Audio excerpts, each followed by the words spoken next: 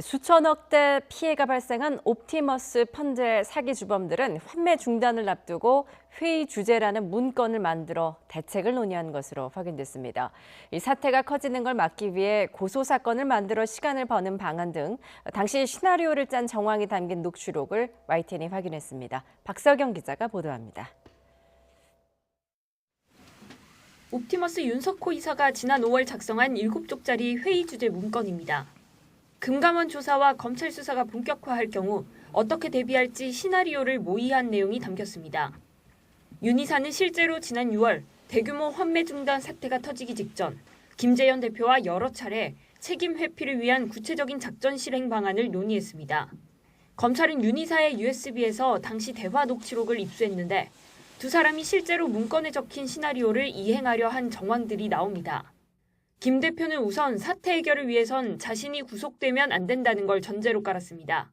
그러면서 윤 이사가 총대를 메고 뒤집었으면 자신은 최대한 시간을 벌어서 사고를 수습하는 모습을 만들 거라고 말했습니다.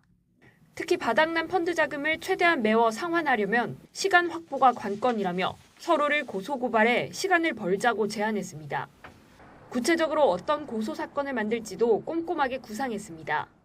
김 대표는 검사가 이해하기 쉬운 소장이 나와야 하니 윤 이사가 거짓말을 한 번 더 하면 해당 건으로 고소하겠다고 말했습니다. 고소와 피고소인 관계면 훨씬 문제가 쉬워진다며 그렇게 해서 시간을 끌자고 덧붙였습니다.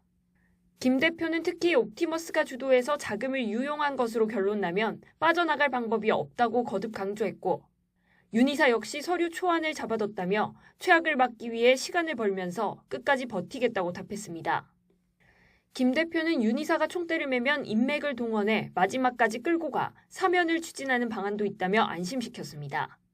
두 사람은 이 같은 시나리오를 실행하는 데 도움을 줄 만한 전관 변호사들도 모색했고 수사 과정에서 실제 선임하기도 했습니다.